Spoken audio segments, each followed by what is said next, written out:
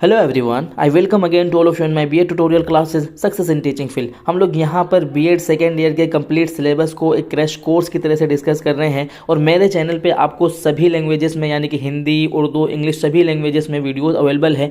और आज जो हम लोग डिस्कस करेंगे यहाँ देख सकते हैं, वो डिस्कस करेंगे एजुकेशनल थिंकर्स एंड फिलोसफर, चाहे वो इंडियन हो चाहे वो वेस्टर्न हो। अब ये इसका इंपॉर्टेंट आप समझ लो। देखिए, ये क्वेश्चन मैं बता दूं, नॉलेज एंड करिकुलम जो बीएड सेकेंड ईयर का पहला पेपर है, ये क्वेश्चन हमेशा से ही मिलेगा आपको। जितने भी प्रीवियस ईयर के क्वेश्चंस हैं 19, 20, 18 सभी के मैंने अपलोड कर दिए हैं प्रीवियस ईयर के क्वेश्चंस। आप चाहे तो वहाँ जा करके उसको देखें और इसका आंसर भी देखें जो मैं आपको प्रोवाइड करा रहा हूँ। तो ये हर साल पूछे जाते हैं, इसलिए आपके लिए बहुत ज़रूरी है। मैं सभी को डिस्कस करूँगा। रिसेंटली मैं यहाँ पर देखेंगे कि views of Mahatma Gandhi on education, knowledge and curriculum, तीनों चीज़ों को अच्छी तरीके से समझेंगे। देखिए यहाँ पे इसका डेफिनेशन दिया हुआ है कि education is the all round drawing out of the best in child man, body, mind and spirit.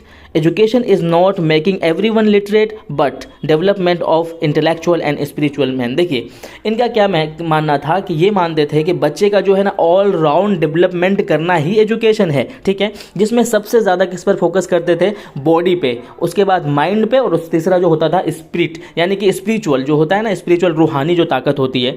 ये कहते थे हर इंसान में एजुकेशन डेवलप करना मेरा मकसद नहीं है, बल्कि मेरा ये मानना है कि हर इंसान को कैसा होना चाहिए? इंटेलेक्चुअल होना चाहिए और स्पिरिचुअल थॉट उसके अंदर में होना ही चाहिए, ठीक है। एक चीज़ और मैं बता देता हूं आपको। देखिए, जब भी ऐसे आंसर आपको लिखने हैं तो आप जो है, अगर आपको याद रह सके तो आपको पता है कैसे लिखना है? आपको इनके डेट ऑफ बर्थ से लिखना है। यहाँ पर तो नहीं दिया हुआ है लेकिन मैं आपको बता देता हूँ। इनका डेट ऑफ बर्थ क्या है? 2 अक्टूबर 1869 है। ये पोरबंदर यानी कि गुजरात में इन पैदा हुए थे ये, और इनकी जो डेथ कब हो गई थी? 1948 में इनकी डेथ हो गई थी। ऐसे अगर आप लिखोगे ना तो मैं आपको श्योरिटी देता हूँ कि जितने नंबर का क्वेश्चन होगा उतना नंबर आपको दिया ही जाएगा, ठीक है। तो इसी तरीके से आप लिखेंगे। अब समझ में आ गया कि तालीम से मतलब किताबी नॉलेज नहीं, ओवरऑल डेवलपमेंट की बात करते थे ये। उसके अलावा क्या है? मोरल डेवलपमेंट की बहुत ज़्यादा बात करते थे। 3 चीज़ें मैंने बताया, ये चीज़ें आपको ध्यान रखना है। बॉडी, माइंड और स्पिरिचुअल डेवलपमेंट की ये बहुत ज़्यादा बात करते थे। तो इस तरह से आप देखेंगे कि वोकेशनल नॉलेज, और ये कहते थे कि अचीविंग लाइवलीहुड, ये कहते थे कि बच्चे को आप ऐसी नॉलेज दो जिससे कि बच्चा खुद भी कमा सके, खुद भी सारी चीज़ों को हासिल कर सके। यानी कि क्या कहते हैं कि लर्न एंड अर्न, यानी कि जब वो पढ़ रहा हो तो वो कमा भी रहा हो, ये मानते थे ये, ठीक है। अब इसके जो है करिकुलम को देखेंगे तो करिकुलम से आपको समझ में आ जाएगा। यहाँ पर देख सकते हैं, ये मानते थे अपने करिकुलम में कि करिकुलम में कैरेक्टर डेवलपमेंट की बात करते थे, कल्चरल डेवलपमेंट की बात करते थे, स्पिरिचुअल डेवलपमेंट की बात करते थे और सेल्फ रियलाइजेशन की बात करते थे। उसके अलावा जो है आप देख सकते हैं प्रिंसिपल ऑफ यूटिलिटी, ये कहते थे कि बच्चे को आप वो चीज़ें पढ़ाओ जो कि यूटिलाइज हो सके, उसकी लाइफ में यूज़ हो सके। यही वजह है कि ये एग्रीकल्चर की पढ़ाई की बात करते थे, यानी कि उसको खेती बाड़ी सिखाओ, बागबानी सिखाओ, यानी कि ऐसे हैंड क्राफ्ट की भी बहुत बात करते थे। इसके करिकुलम में हैंड क्राफ्ट की बहुत बात होती थी, यानी कि एक्टिविटीज़ है, फ्लेक्सिबिलिटी है। कहते थे कि जो भी चीज़ें आप बच्चों को पढ़ाएंगे वो रीजनल लैंग्वेज मदर टंग में ही पढ़ाया जाएगा, ठीक है। उसके अलावा यहाँ पर देख सकते हैं एक बहुत इंपॉर्टेंट काम किया इन्होंने। आपने सुना होगा वर्धा कमीशन के बारे में, जिसको क्या कहते हैं? बेसिक एजुकेशन भी कहा जाता है। ये कब आया था? 1937 में इन्होंने ही दिया था। अपने शैक्षिक विचारों को व्यवहार में लाने के लिए गांधी जी ने क्या दिया था? बेसिक एजुकेशन या वर्धा कमीशन, जिसमें कि बुनियादी तालीम की बात की थी, यानी कि इब्तदाई जो तालीम होती है, स्टार्टिंग जो तालीम होती है, उसकी इन्होंने बहुत अच्छी बात की थी, जो बहुत बड़ी बात है यहाँ पर। और उसके अलावा जो है इसके यहाँ पर अगर आप सिलेबस को भी लिखेंगे तो बहुत ज़्यादा इफेक्टिव हो जाएगा। देखिए सिलेबस में क्या कहते थे? ये कहते थे कि बेसिक एजुकेशन इंक्लूड क्राफ्ट, यानी कि हैंड क्राफ्ट उसमें होनी चाहिए, मदर टंग में पढ़ाना चाहिए, मैथमेटिक्स हो, सोशल स्टडीज़ हो, जनरल साइंस हो, ड्रामा, म्यूज़िक, ऐसी चीज़ों को आप यहाँ से बहुत आसानी से देख सकते हैं।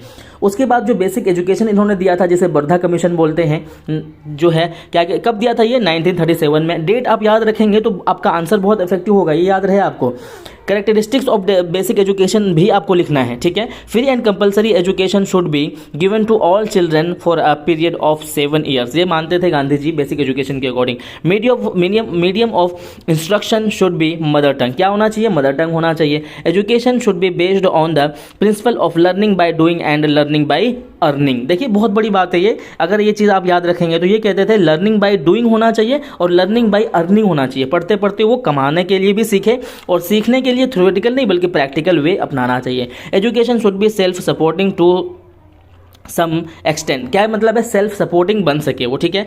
अब उसके बाद लास्ट हो जाता है आपका the process of education should be centre around some form of manual production work in the form of craft. कहने का क्या मतलब है कि उसके अंदर में ऐसे प्रिंसिपल्स डेवलप करना है जिसकी वजह से वो खुद भी क्या कर सके, अपनी चीज़ें कमा सके, खा सके, ठीक है। तो ये था इनका पूरा कॉन्सेप्ट।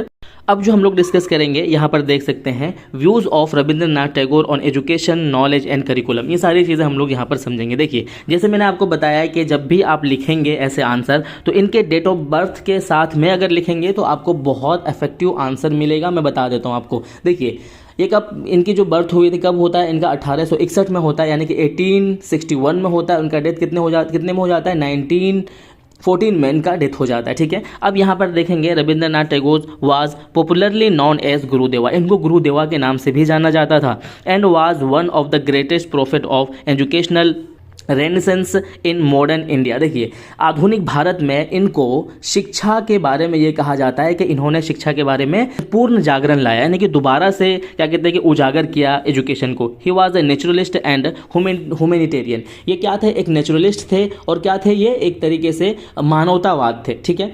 ये कहते थे कि education should be based on child interest and emotion. ये मानते थे कि एजुकेशन जो है ना, बच्चे की क्या होना चाहिए, बच्चे के इंटरेस्ट पे बेस्ड होना चाहिए और उसके इमोशन पे बेस्ड होना चाहिए, ठीक है। तो इस तरह के सारे डेफिनेशन आपको पता है, आप जानते हैं टैगोर जी के बारे में, ठीक है। अब जो है उनके करिकुलम का जो मतलब था कहने का, तो वो कहते थे कि curriculum should help to understand nature. ये मानते थे कि करिकुलम कैसा होना चाहिए, क्योंकि ये नेचुरलिस्ट थे, तो ये मानते थे कि करिकुलम ऐसा होना चाहिए कि बच्चे जो है नेचर को, अपने नेचर को समझ सके, ठीक है।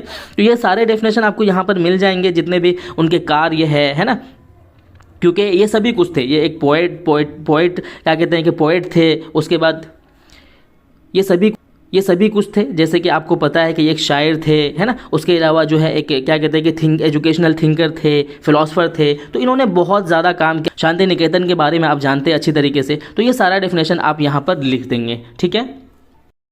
उसके बाद हम लोग यहाँ पर देख सकते हैं, डिस्कस करेंगे views of Aurobindo on education, knowledge and curriculum के बारे में, ठीक है। यहाँ पर अगर आप देखेंगे कि concept of education according to Aurobindo, education should be in accordance with the need of our real modern life. ये कहते थे कि हमारा जो एजुकेशन है वो कैसा होना चाहिए, वो नेचुरल लाइफ जो है, यानी कि रियल जो मॉडर्न लाइफ है उसी के अकॉर्डिंग होना चाहिए। He writes education to be true must not be a machine made fabric, ठीक है। ये कहते थे कि रियल और ट्रू होना चाहिए, वो मशीन मेड फैब्रिक नहीं होना चाहिए। उसके अलावा ये मानते थे कि एजुकेशन मीन्स ये है कि बच्चों को ट्रेनिंग दिया जाए, यानी कि हर तरह की ट्रेनिंग उनको दिया जाए। अगर उसके करिकुलम की बात करेंगे तो करिकुलम में ये कहते थे कि आप जो है बच्चों के जो ऑर्गन्स हैं, सेंस ऑर्गन्स हैं, उनको डेवलप करो। ये कहते थे कि इंटीग्रल एजुकेशन की बात करो, यानी कि मिक्स एजुकेशन की ये फेवर में थे। और उसी तरीके से यहाँ पर सारे करेक्टरिस्टिक्स इन्होंने अपना दे दिया है। उसके अलावा जो है इन्होंने स्टेजेस में बांटा है कि हर स्टेजेस में क्या क्या चीज़ें पढ़ना चाहिए। देखिए, एक प्राइमरी स्टेज में देख सकते हैं आप यहाँ पर कि mother tongue, English, French, literature, ऐसी चीज़ें पढ़ना चाहिए। एट सेकेंडरी स्टेज में कैसी कैसी चीज़ें हैं वो सारा चीज़ बहुत इजी वर्ड में दिया हुआ है। वोकेशनल लेवल पे भी इन्होंने सारा चीज़ मेंशन कर दिया है कि बच्चों को क्या क्या पढ़ाना चाहिए, ठीक है। व्यूज़ ऑफ नॉलेज अगर देखेंगे तो यहाँ पर 1 बाय 1 करके सब इजी वर्ड में लिखा हुआ है, बहुत ज़्यादा परेशान होने की ज़रूरत नहीं है, ठीक है। उसके अलावा इन्होंने जो है नॉलेज को 4 भागों में बांटा है, ठीक है। ये कहते थे कि नॉलेज बाय आइडेंटिटी होना चाहिए। दूसरा नंबर होता है इनका कि knowledge by intimate direct contact होना चाहिए। तीसरा हो जाता है आपका knowledge by separate direct contact होना चाहिए। चौथा हो जाता है आपका knowledge by separate indirect way में होना चाहिए। तो ये था इनका पूरा कॉन्सेप्ट। आई होप कि आपको समझ में आया होगा। कोई क्वेरीज या कोई क्वेश्चन हो तो कमेंट सेक्शन में जरूर लिखिए। अब लास्ट में हम लोग यहाँ पर देख सकते हैं views of J Krishnamurti on education, knowledge and curriculum के बारे में डिस्कस करेंगे। यहाँ पर इन्होंने लिखा है कि J Krishnamurti is globally regarded as one of the greatest thinkers and religious teacher for all time. इनको रिलीजियस टीचर माना जाता है हमेशा के लिए। He was a philosopher, speaker, writer and a educationalist. कहने का क्या मतलब है कि कृष्णमूर्ति जी जो है